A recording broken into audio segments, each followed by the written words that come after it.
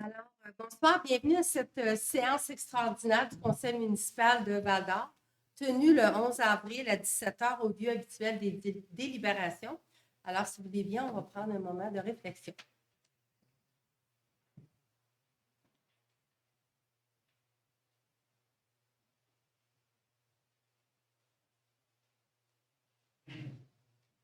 Merci.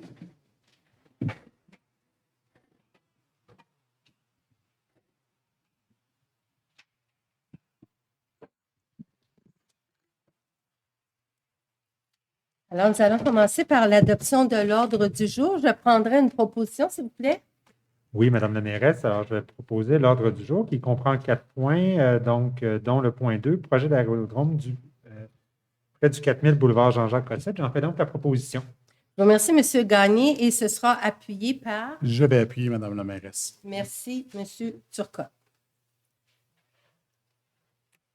À l'item 2, qui est la seule résolution pour cette assemblée extraordinaire-là, c'est le projet d'aérodrome près du 4000 boulevard Jean-Jacques Cossette. Alors, je prendrai une proposition.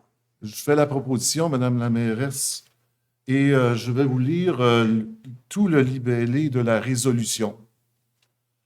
Donc, attendu que l'entreprise 9172-8899 Québec Incorporée, ci-après appelée le promoteur, entend aménager une piste gazonnée de 3500 pieds de longueur et de 75 pieds de largeur sur ou à proximité des lots 5 122 557 et 5 123 175 du cadastre du Québec afin d'offrir un accès à des installations aéroportuaires.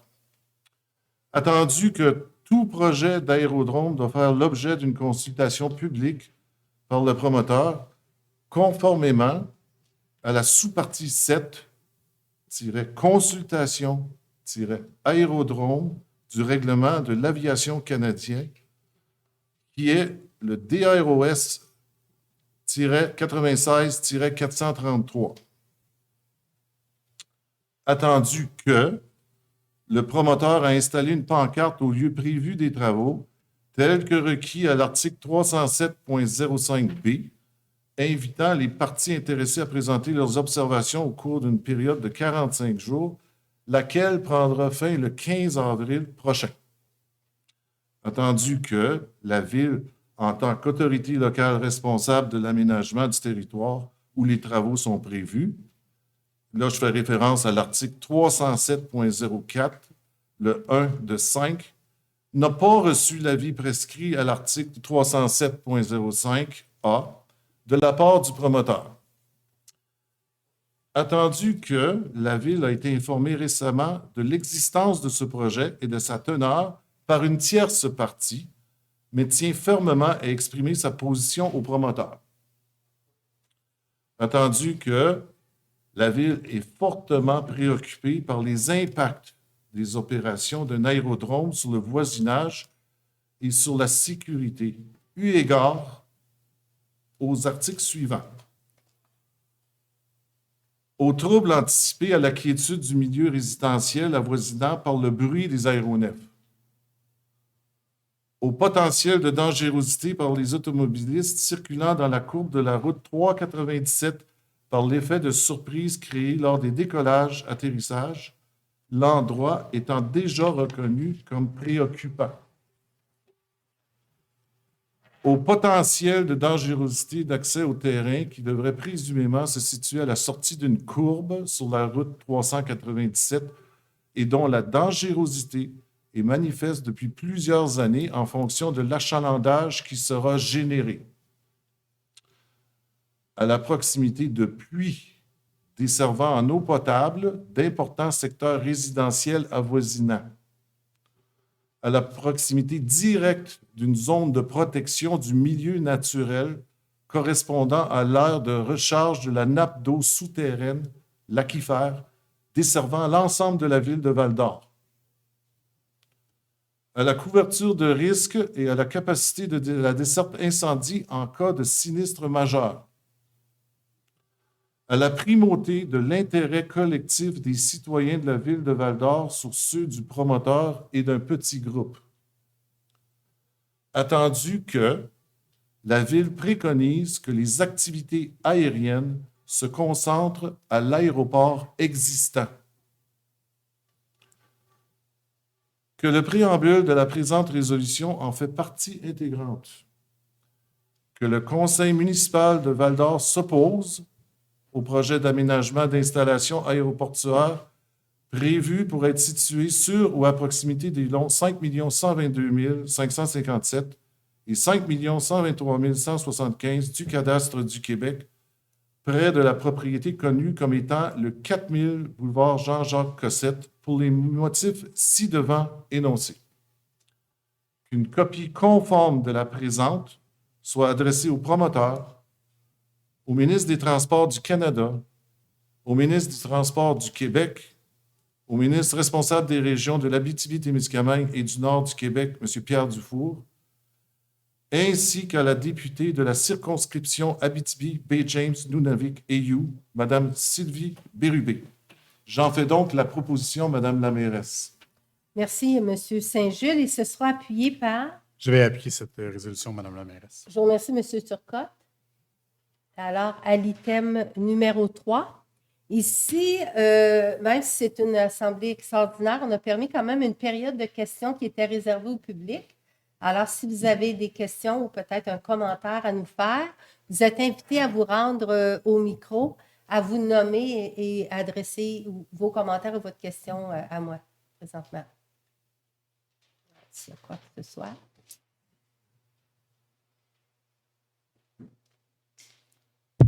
Bonjour, Madame la mairesse. Bonjour. Dans la salle.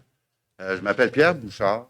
Excusez, je n'ai pas compris. Je m'appelle Pierre Bouchard. Oui, parfait, merci. Je suis résident dans le quartier Chemin-du-Lac depuis pas loin de 30 ans. J'ai construit en 94. On a choisi ce quartier-là. C'est un quartier paisible dans le temps.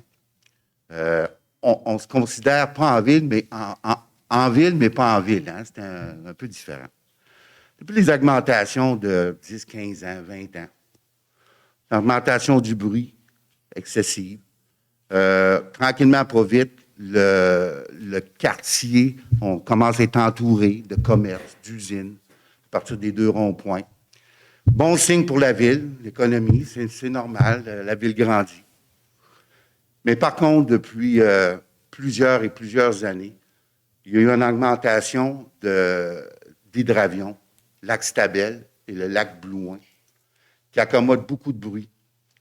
Les atterrissages et les décollages, des fois, se font côté nord-sud, tout dépendant des vents. Je ne suis pas comme pilote, là, mais je sais que des fois, quand ils viennent pour atterrir, ils passent très proche des maisons pour leur approche. Soit qu'ils virent à droite, pas loin du quai municipal, et ils atterrissent. Soit qu'ils décollent plus haut du nord du lac et ils virent à gauche pour reprendre le vol. C'est très, très proche. Beaucoup de bruit. On s'accommode avec ça. Moi, je m'oppose pour le projet. Ça va amener beaucoup plus de trafic aérien, dangereux aussi. Tantôt, je vais aller voir un journaliste. Je vais lui montrer une vidéo qui a été filmée samedi d'un avion qui a buzzé au-dessus du chemin du lac à 11h10 du matin. Vous allez voir le bruit que ça fait. Je n'ai pas été assez vite pour sortir dehors et prendre une vidéo assez proche de l'avion. Mais le monsieur ou le pilote en question a buzzé les maisons à partir du secteur nord de Chemin du Lac, a buzzé au-dessus de ma maison. Mais une fois qu'il a vu que j'étais dehors, il a banqué carrément à droite. Je l'ai sur vidéo. Pour en atterrir, ou atterrir sur le lac, c'était un avion qui avait des skis avec des roues aussi en dessous. Pour atterrir, je n'ai pas de problème. Mais pour juste buzzer au-dessus des maisons, comme qu'on fait l'été, ça n'a pas d'allure. Donc, je peux juste imaginer le monde du secteur des Esquerres. À quoi qu'ils vont vivre ce monde-là l'été. L'hiver n'a pas de problème. L'été, c'est énorme. Je vous le dis tout de suite, là.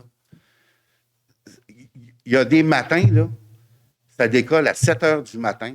C'est bien correct. Mais là, quand c'est obligé de passer au-dessus des maisons, je trouve que ce n'est pas sécuritaire.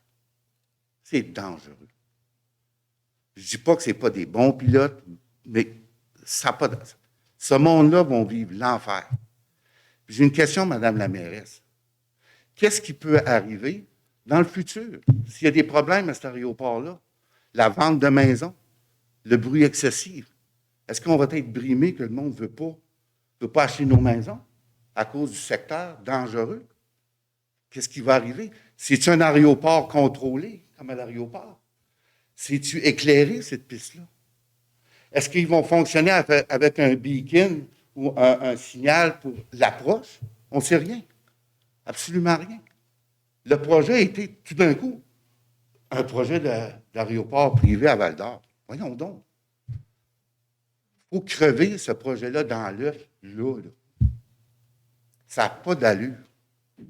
Alors, vous comprenez que nous, au niveau de la ville, ça ne fait pas longtemps non plus qu'on a été mis au fait Effectivement. du projet.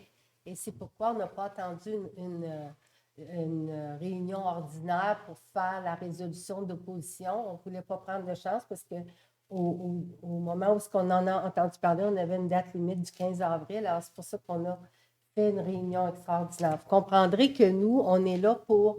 On avait des préoccupations. On a décidé, les membres du conseil, de s'opposer et c'est pour ça qu'il y avait le libellé de cette résolution-là.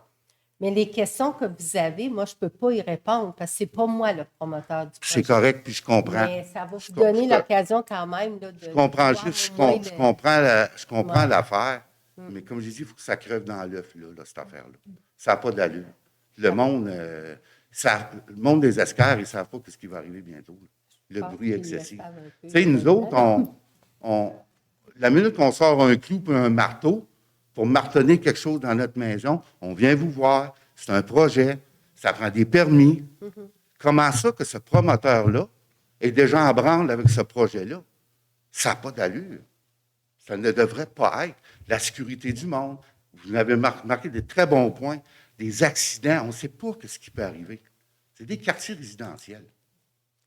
Parfait. Bien, je vous remercie de vos commentaires. Alors, je vais demander s'il y a quelqu'un d'autre qui aurait des commentaires à nous faire.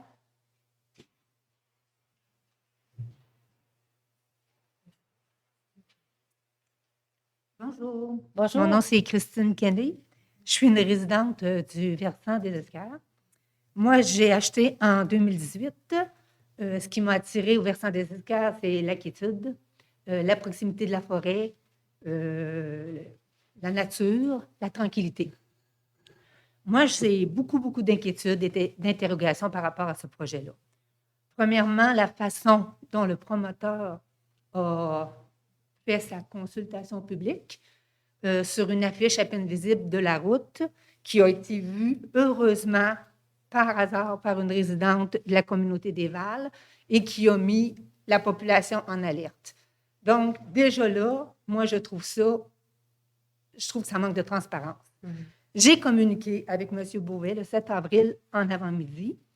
Il m'a dit qu'il n'y aurait aucune infrastructure, qu'il y avait peut-être 2 avions par jour qui iraient. Il m'a dit aussi que son espoir était que la CFS, qui est le Canadian Flight Supplement, pardonnez mon anglais, les reconnaisse. Je me suis interrogée, je me suis dit, qu'est-ce que le Canadian Flight Supplement? C'est l'association qui reconnaît les aéroports. Donc, lui, il me dit que c'est seulement pour les particuliers à usage récréatif, mais son espoir c'est d'être reconnu par la CFS. Le 7 avril, la même journée, le citoyen d'Amos met un article de journal dans lequel est indiqué qu'il y aura une base d'entraînement pour décollage et atterrissage, qu'il y aura des hangars, puis probablement que ça va être pour les cadets de l'air, des hangars pour les clubs aéronautiques, alors que moi, le matin même, il me dit qu'il n'y aura pas d'infrastructure. Alors moi, je m'interroge beaucoup encore là sur la transparence. Et mon inquiétude est que, quels sont nos recours? Est-ce qu'on a des droits? Comment peut-on exercer ces droits-là? Et comment procéder? Je sais que votre résolution va nous aider, mais j'ai vraiment beaucoup d'inquiétudes. Alors, vous avez Vous avez fait parvenir d'ailleurs vos doléances auprès de M. Beauvais? OK. Oui. Parfait. Et la députée Sylvie, j'ai fait tout ce qu'il fallait, là. OK. Parfait. Tout ce qu'il fallait. J'avais même contacté mon conseiller, M. Turcotte. C'est beau. Je vous remercie. Mais j'ai vraiment beaucoup Je vous d'inquiétudes. souhaite bonne chance. Hein?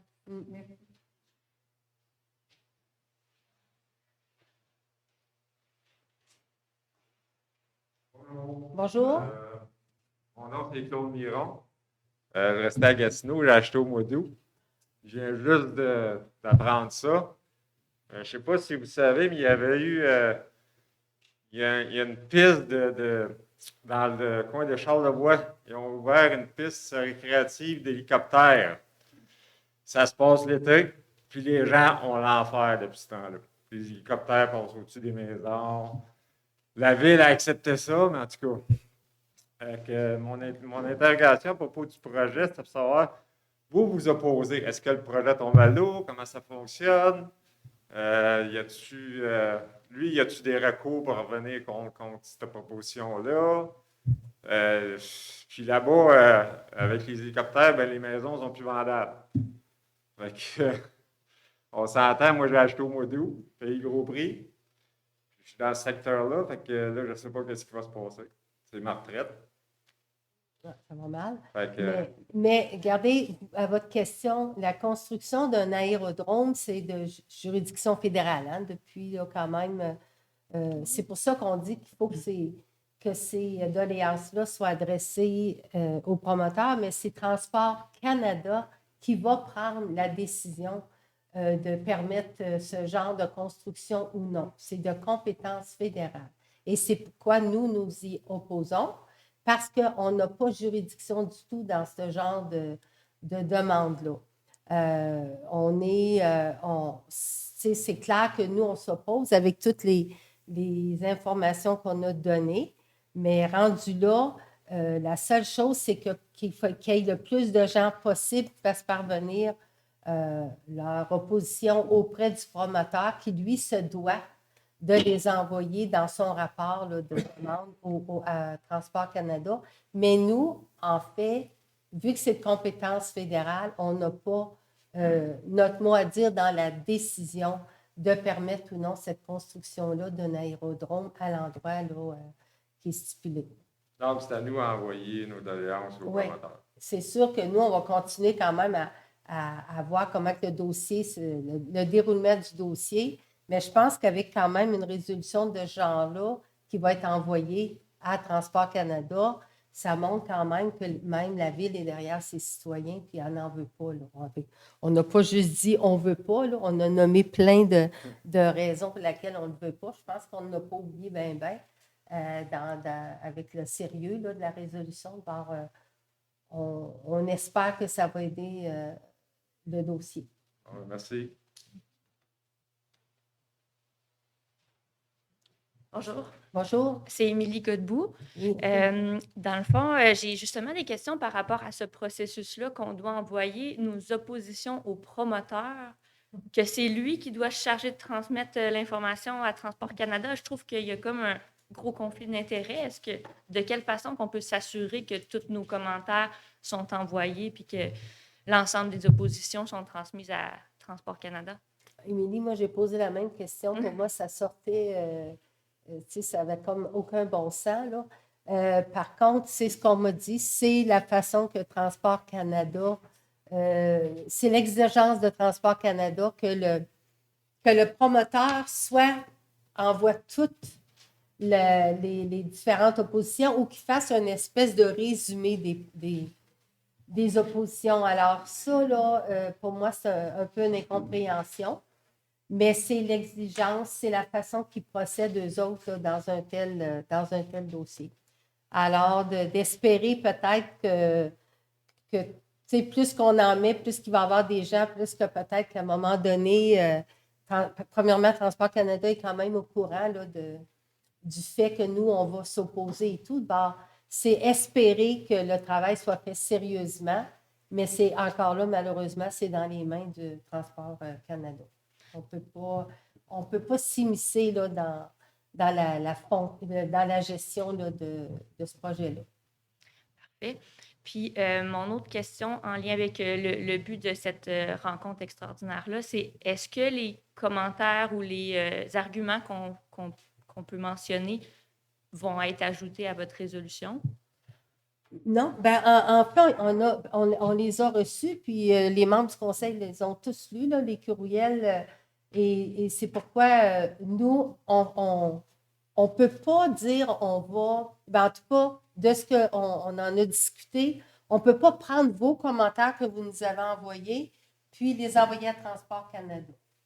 Nous, on va les garder, puis c'est ce qui a aidé à travailler un peu aussi le libellé de la résolution, mais de nous être le porteur et dire, bien, on ne prendra pas de chance, on prend tous ces courriels-là, là, puis on va les envoyer aux promoteurs et à Transport Canada. Ce n'est pas le rôle de la Ville de le faire.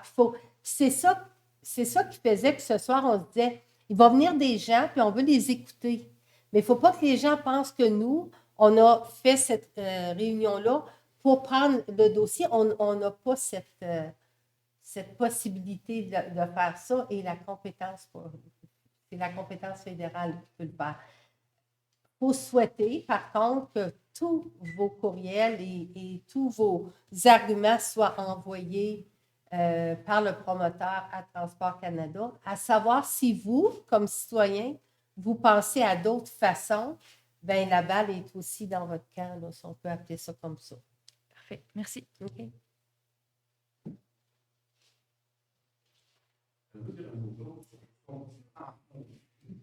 Avec la plupart de belle piste, longue, les infrastructures sont là. C'est ça qu'on demande. Qu'est-ce qui se passe à l'aéroport? Il veut, M. Beauvais, veut amener ses groupes d'amis sur son terrain. Ça n'a pas d'allure.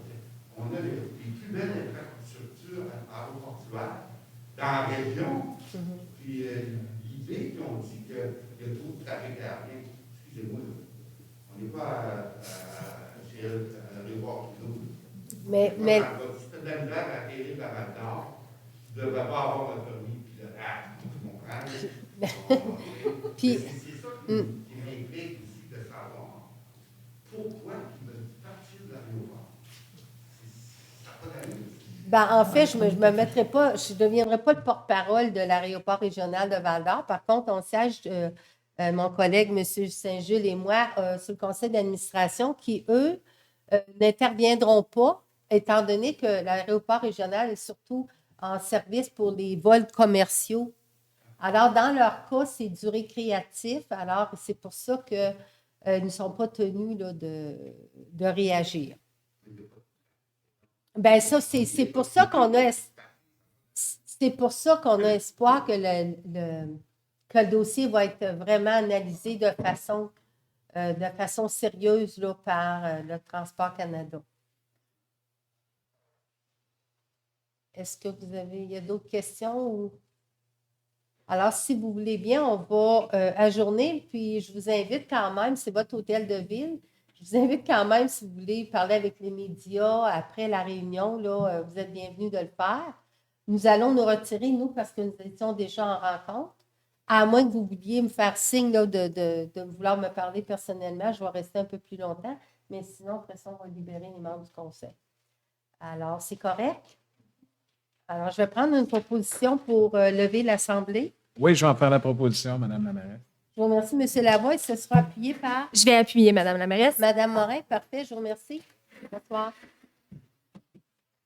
Je vais aller un petit peu faire le tour des gens.